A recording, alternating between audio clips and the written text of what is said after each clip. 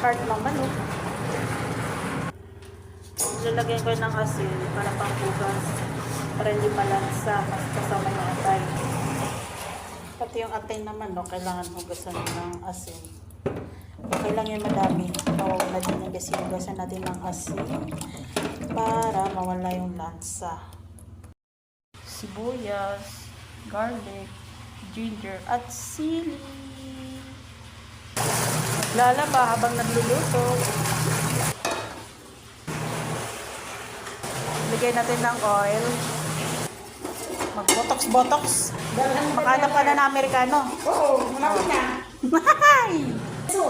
Gusto ko yung dollars. Garlic. Ako mga hinadalan nila. Nautusan pa.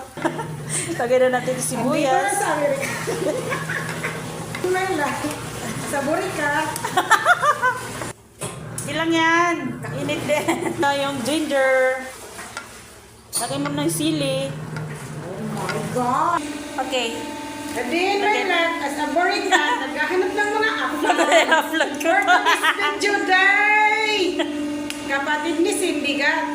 Then, lagyan ng Lagyan toyo na bells. yung toyo bells.